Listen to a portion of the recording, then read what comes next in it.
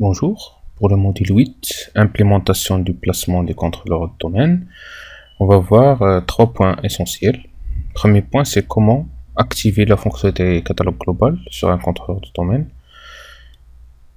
Deuxième point, c'est comment personnaliser les attributs qu'on va indexer entre guillemets dans notre catalogue global.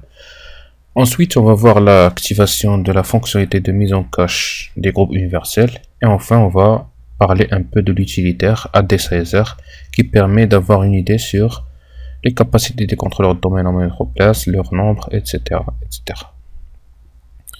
Donc, première manipulation, comment activer un serveur catalogue global en utilisant la console site et service Active Directory. Donc là, j'ai deux contrôleurs de domaine, AD01, AD02. Donc, qui servent le même domaine 26.lan. Donc pour AD01,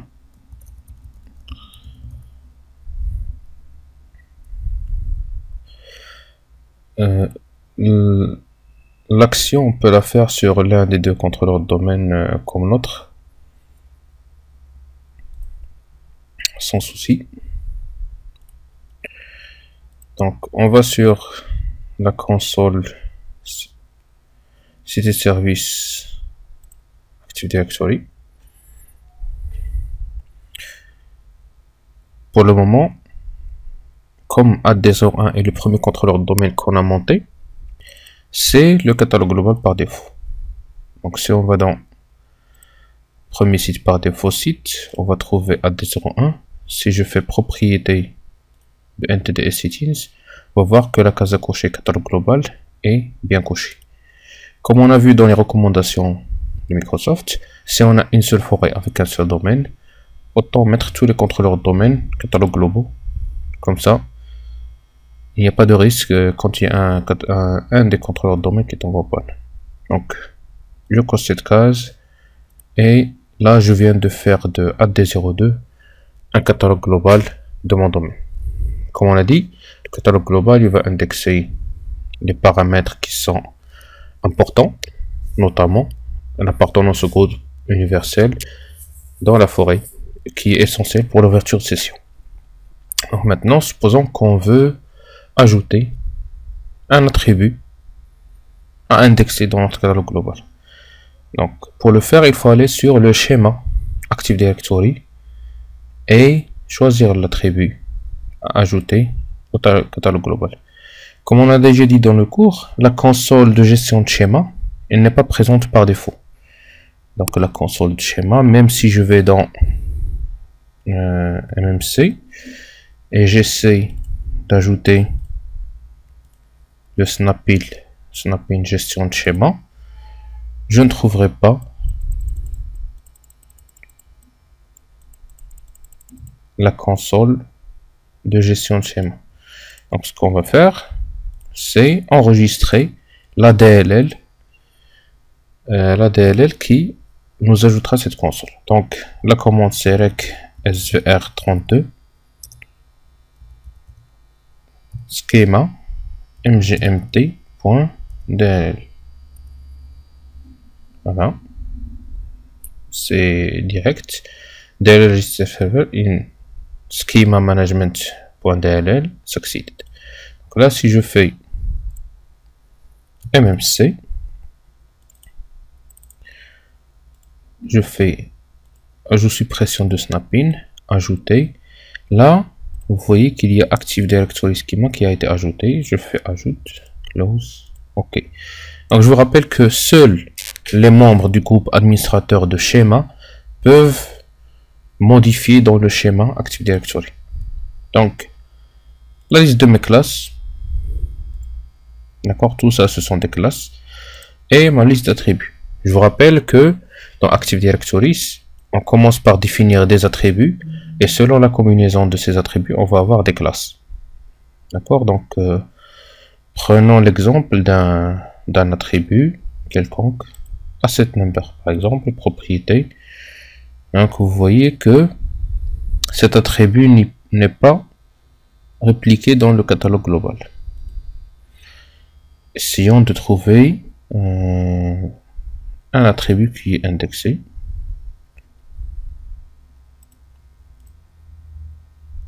Donc là, vous voyez que, par exemple, le Sam Account Name, qui est en fait le login sous format Windows 2000, est déjà coché. Donc, appliquer this attribute to catalogue global. Supposons qu'on veuille ajouter un attribut dans le catalogue global, par exemple, title, c'est-à-dire le poste, en fait, en gros. Donc, je peux cocher cette case et j'applique. Donc là, je viens d'ajouter cet attribut dans mon catalogue global. Bien sûr, on a dit qu'il faut utiliser cet ajout dans le catalogue global avec précaution. On passe maintenant au point suivant, c'est la mise en cache. Activer la mise en cache de l'appartenance au groupe universel. D'accord. Comme on a dit dans le cours, bon, ça, je réduis cette fenêtre. La mise en cache est utilisée quand on a un site sur lequel on n'a pas un contrôleur de domaine qui est catalogue global.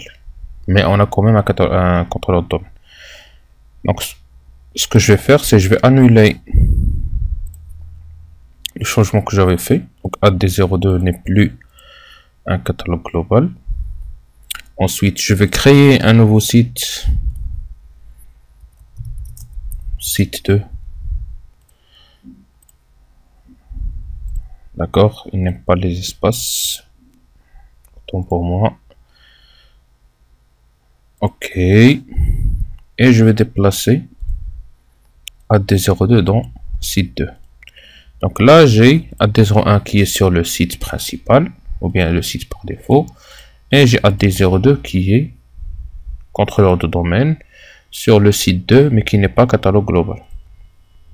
Donc, la fonctionnalité de mise en cache est relative à un site et non pas à un contrôleur de domaine. Donc, je vais sélectionner le site sur lequel je veux activer la fonctionnalité de mise en cache. Je fais propriété de NTDS Settings et là, j'ai Enable Universal Group Membership Caching. Je vais cocher cette case. Après, je peux sélectionner à partir de quel site je vais rafraîchir ce cache. On peut laisser sur défaut ou bien sélectionner un site en particulier et j'applique OK et j'aurai activé la fonctionnalité de mise en cache de l'appartenance au groupe universel. D'accord. Maintenant, on peut passer à l'utilitaire AddDesizer. Donc pour AddDesizer, c'est un utilitaire qui s'installe.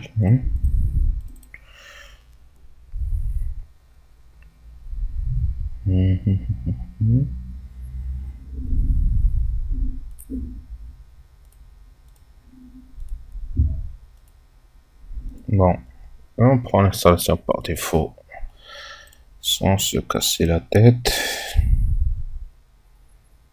Activité AddDesizer. Donc là, comme on a dit, cette version c'est pour Windows 2000, mais ça nous donne toujours une indication sur ce qu'il nous faut. Donc on peut faire nouveau. Donc le domaine que je projette de créer, par exemple, Vendris.lan. Suivant.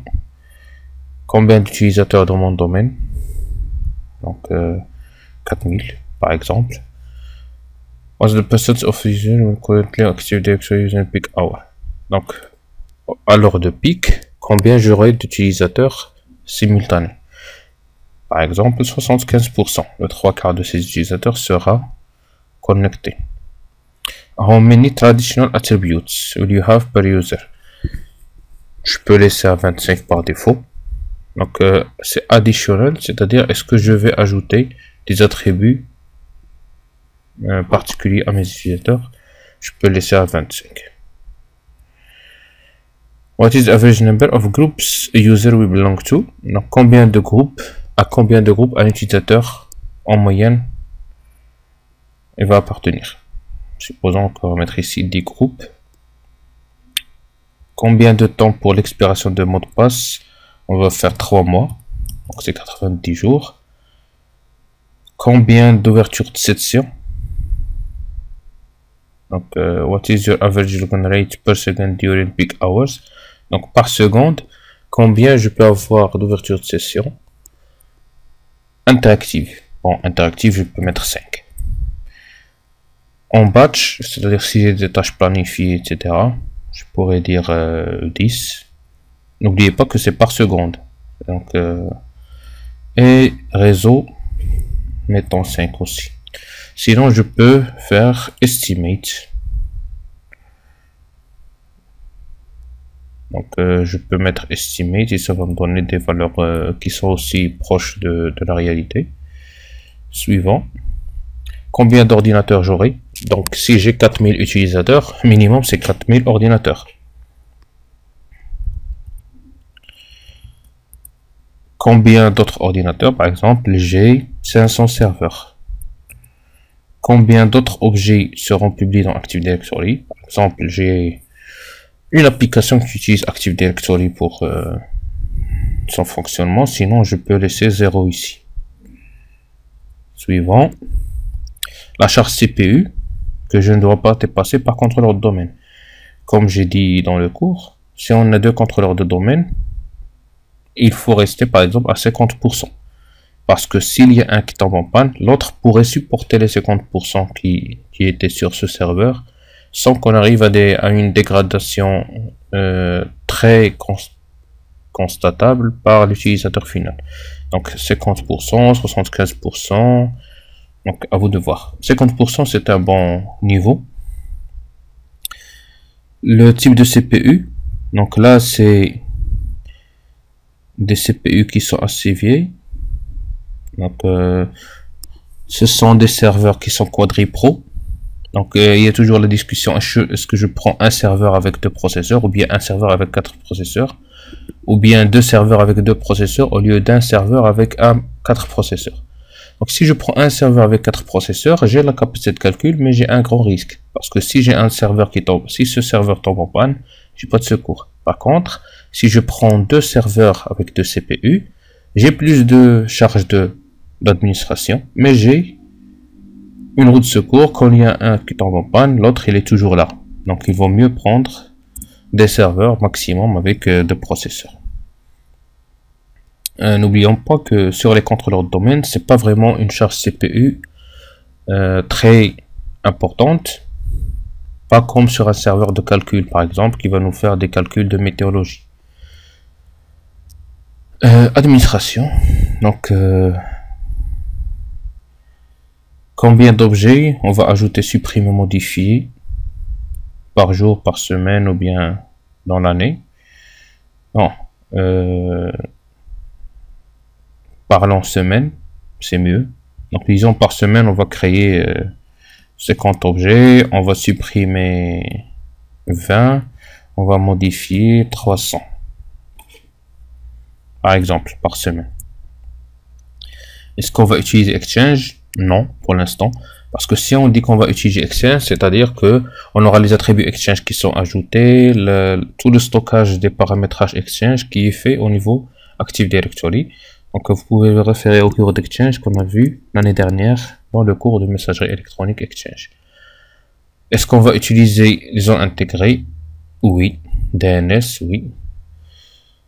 Nombre total de dialing connections per day for computation 0. Donc là je n'aurai pas de connexion de l'extérieur. Le DHCP par défaut c'est 8 jours, je laisse à 8 jours. Si on va utiliser la GIN et le scavenging de DNS, donc pour le nettoyage automatique, bon, on peut laisser ça par défaut.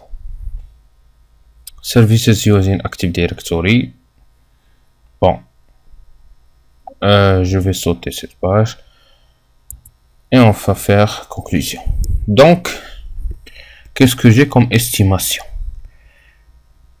Namespace object, donc le nombre total d'objets que j'ai c'est 8500 objets estimés avec les 4000 utilisateurs que j'ai dit et 4000 computers dont 500 sont des serveurs.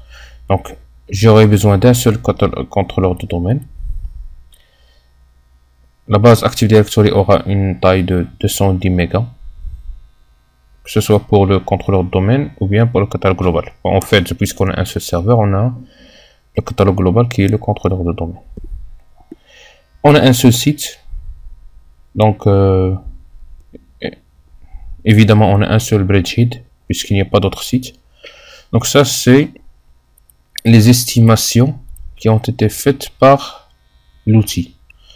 D'accord? Donc deux processeurs Pentium 3 à 1 Go, même pas. Des disques, il nous faut des disques de 10 000 tours par minute, rotate per minute, de taille de 18 Go. Donc 2 en RAID 1, 2 en RAID 1, 2 en RAID 1. Donc je vous rappelle que le RAID 1 c'est le mirroring, l'écriture simultanée sur les deux disques. Pour la carte réseau, on a une estimation de 900 kilobits par seconde en envoi et 292 en réception pour le contrôleur de domaine.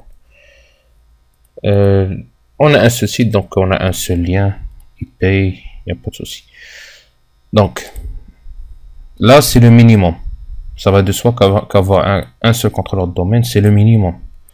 Mais dans la réalité, on va toujours avoir deux contrôleurs de domaine pour le secours. D'accord? Donc ça reste un utilitaire qui est un peu à titre indicatif, mais par exemple pour la taille de la base de données, c'est intéressant à voir pour avoir une idée sur la taille de disque dont on aura besoin. Voilà, donc l'utilitaire il est assez simple. Donc, vous pouvez après modifier les informations ou ce que vous voulez pour refaire votre scénario. Merci pour votre temps. Bon courage.